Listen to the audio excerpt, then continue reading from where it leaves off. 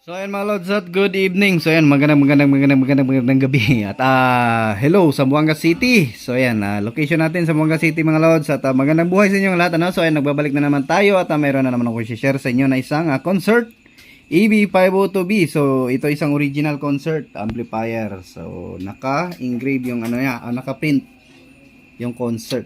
So ayan. Mukhang bago pa, no? So, ang problem nito, sabi ng ating customer ay hindi naman siya malaking problem, minor lang.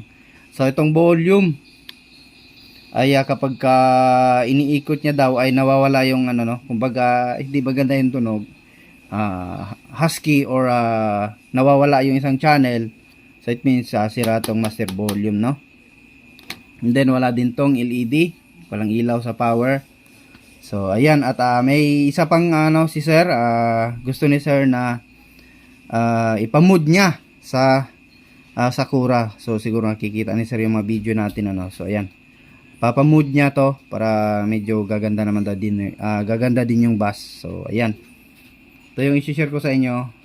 Remote lang and then hindi naman siya sin remote, recircuit lang babaguhin lang yung mga parts. So ayan, bago natin ito simulan mga lods bago pa natin ito buksan, habang hindi pa natin nabubuksan ay huwag kalimutang mag-subscribe sa ating munting channel mga lods At maraming salamat at parami na tayo ng parami. At huwag kalimutang i-hit ang notification bell at ilagay sa all yung red button natin diyan, pindutin niyo na. At habang mainit-init pa. So ayan, continue lang tayo, bubuksan natin. So basta kung ano yung nasabi ko, yun lang yung problem nito. So ayan mga lods at ito na-open na natin So ayan, bagong-bago pa. So transformer nito ay 37037 concert EB502S plus. So ayan, hindi nila sinulat yung plus dito. So ito bagong-bago pa. So ayan, i-mode natin to. Then sabay palit ng ating master volume. Hindi na yung ilaw dito. Check natin baka na lost contact. Sa tingin ko lost contact lang to. Ayun Okay, hindi umilaw. Try natin i-plug kung may ilaw na. Wala nga. Or reverse itong nila pagkalagay. So itetest muna natin to. So ayun, bali pala ito mga lods. Nabali pa lang ang kanyang LED. Ayun So papalitan lang natin. Tinanggal ko na lang. So ito, tanggalin natin yung board. So ayun mga lods. At ito, napalitan na natin ng master volume So ito na yung volume nya. Then paano ba gawing Sakura yung circuit nitong concert So una ito explain na naman tayo ulit hanggang sa ma-memorize nyo na mga lods maganda kasi yung hatak ng Sakura sa pagdating sa bass hindi siya sabog or basta alam nyo na yon ang diferensya kung meron kayong dalawang ganitong amplifier pag compare nyo yung circuit or tunog ng dalawang amplifier So ito lang yung mga need nyong palitan. Itong 33K, tanggalin nyo yan, palitan nyo ng 39K. Ito 33K to 39K, pati yung dito na 33K, 39 din ang ilagay Yan. Tapos ang next ay itong 100 ohms, palitan nyo ng 10 ohms. Lahat po yan both channel And then dito naman sa bus resistor or VES ay itong 680 ohms ay palitan nyo ng 220 ohms. Ayun, lahat po yan apat. So ayan, at yung dito naman ay sa parallel ng base to base base to base, positive base to negative base, parallel po yan sila sa emitter. Sa emitter sila nagkikita. So 200 ohms din po so 220 ohms, sorry. Ito din dito 220 ohms.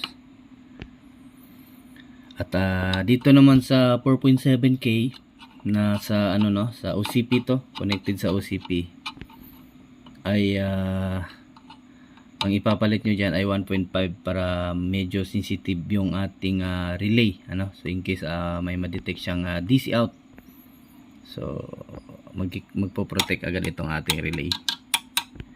So ayan, at ito yung matinanggal natin.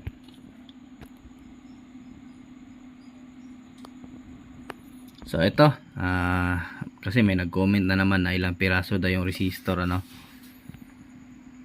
So yung itong 39K, itong 39K bibilhin nyo dapat apat, 39K apat, and then 10 ohms 8 kasi nga 8 to, and then 220 ohms bali 8 din, kasama na yun dito no, pati yun dito to. Ito, 220 ohms yan ipapalit nyo dyan sa 100 ohms, pati yun dito.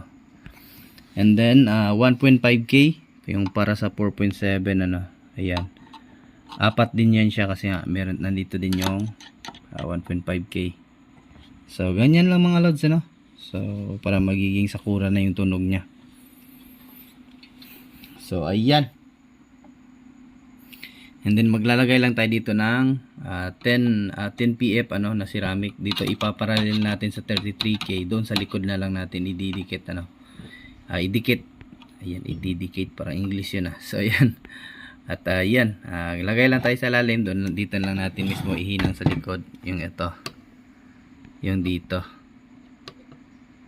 So ganyan nyo lang, basta sa paa ng ano, dito pala sa taas, ayan, ito tsaka dito, parallel nyo lang yan dyan sa 33K no, sa 39 ohms at sa 33K na yung papalitan nyo ng 39K, dyan nyo lang siya iparallel yung ating 10 PF. So ayan, para medyo ano din, basta iba talaga, magbabago yung tunog ng 5 auto nyo, magbabago yung tunog ni concert. So ayan, bago pa naman to. So ayan, taniman na natin at nang makapag audio test na tayo kasi wala naman masyadong sira. Okay na yung ano, pati yung ilaw na lang need natin palitan ng bagong LED ano, kasi nga ay bali.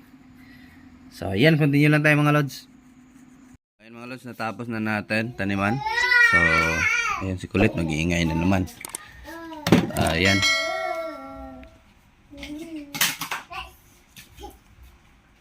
so ito, salpak na natin kasi kukunin na ito ngayon ng ano, customer. So morning na natin tinapos, inantok na ako kagabi, tinapos ko lang yung pagtanim, tulog na tayo. So ayan, ito ready naman no. So testing na natin to. So ayan, ibalik na natin. So audio test na tayo. Power natin, ayun, may power na, ayun. So napalitan na natin, nag-click na yung relay. Audio test tayo. Lagay na tayo ng audio.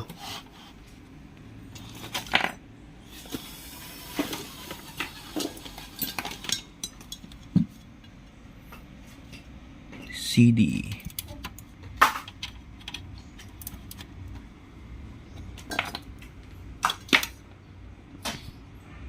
So ayan, audio test tayo.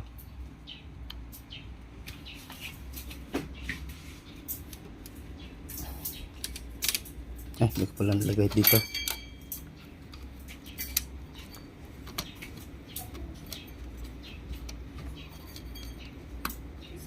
Yun.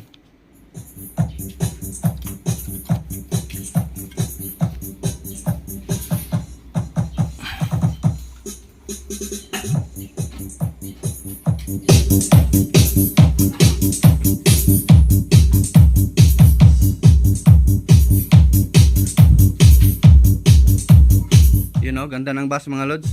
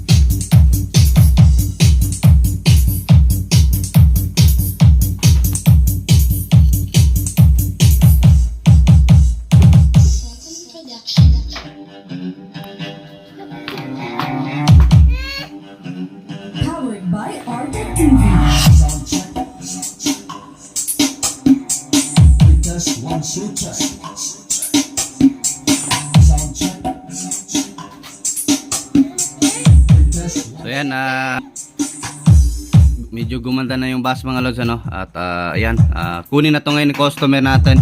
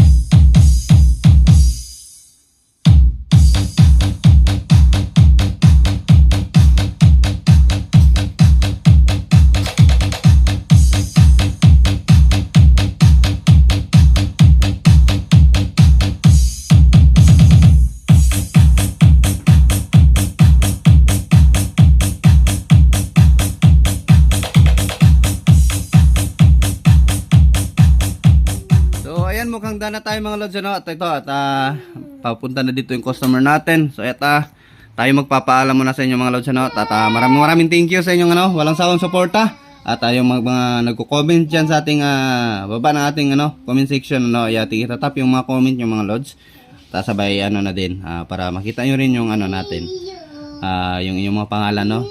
So ayan, thanks for watching mga lods. At God bless ating lahat. Magandang buhay. Bye bye.